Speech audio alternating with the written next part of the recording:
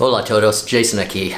So, yeah, I wanted to make a quick video about how I learned Spanish for traveling Mexico and Spain.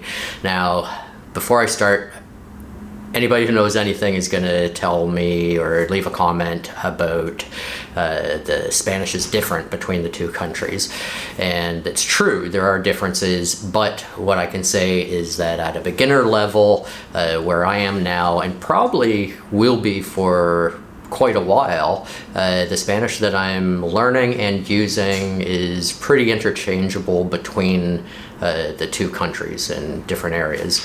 But I'm not going to get into that, the differences, because I'm not an expert, but what I will say is how I've been learning. And basically this is like, I've had some pitfalls, I found what's useful and what really wasn't, and yeah, this might help out someone who is looking to travel to Spain or Mexico, and this is how I did it. So I started to learn Spanish about a year ago before traveling to Mexico, and the first thing I did from recommendation on other YouTube videos was I tried a program called Rocket Languages, and the thing is I used that for quite a while and then discovered that the program was actually geared more towards Spanish from Spain, so not like Latin Spanish. And it's fine because it was a good introduction, but then when I got to Mexico and started to try to use some of what I had learned, there were words that weren't used there.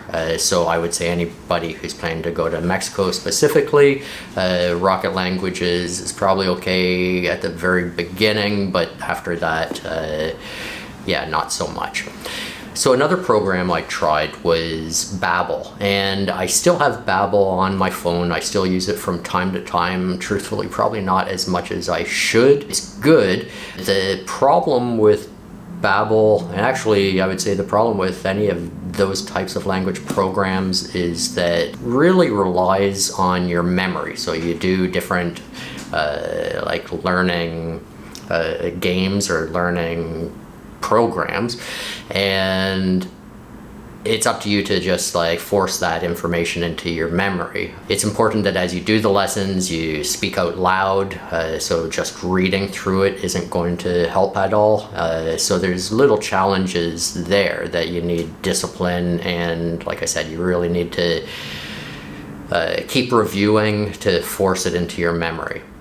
The next program or app that I started to use, and this is one that I still use today, is an app called Drops, and it's language drops, and you can actually choose which language you want to learn, but I chose specifically Mexican Spanish for in Mexico. So the thing I like about Drops, it's very short, so it's 5 minutes, so I try to do it 5 minutes a day. There's definitely days I miss, but what I do is I use Drops while I'm having breakfast or my morning coffee typically, and I'll sit down and I'll just play these little games and yeah, build my vocabulary slightly. So it's not overly complicated, but it has helped me to learn more words. As far as lessons go, the best way I've found for me, and I would definitely recommend for anybody, is to get an actual Spanish teacher.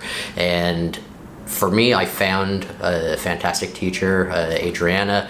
It's really good because she's in Mexico, she speaks Spanish, but she's also fluent in English. It's also good because, you know, we start the lesson and she will start speaking Spanish to me, and just like in an immersive situation, I need to do my best to speak Spanish to her.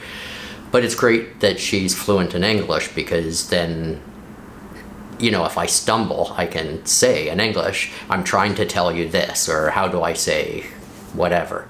And she can explain to me in English as well what she's trying to teach me, and then, you know, we repeat the Spanish words. Having a Spanish teacher is good because she's able to tailor the lessons for me. So when I'm traveling, you know, my life is doing specific things, and she asked me, you know, what are you doing this weekend? And I tell her, and then she'll tell me how to say what I said to her in English, how to say it in Spanish. It's great because as we're working together, she'll also use flashcards, and she'll hold up flashcards and show me, you know, what a noun is or what a verb is and how to change those nouns or verbs, you know, or descriptive words, and how to change them depending on, you know, whether it's you know, speaking about myself or someone else, or how to combine words for whether they're masculine or feminine. So these flashcards in her teaching system has been really good.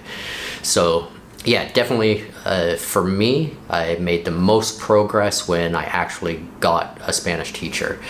I would say as well, the thing is, getting a Spanish teacher I thought would be very expensive, something that you know, I wouldn't know if I could keep up with, but surprisingly it actually isn't. And what I would say is the hurdles of trying to use different apps and spending time on those and paying for some, yeah, getting the teacher the best results in the shortest time and the cost is definitely worth it. So anyway, that's how I've been learning Spanish, and I will continue to do so. Still learning, not an expert, but I hope this helps you, especially if you're planning to travel to Mexico or Spain or another Spanish country. All right, thanks for watching.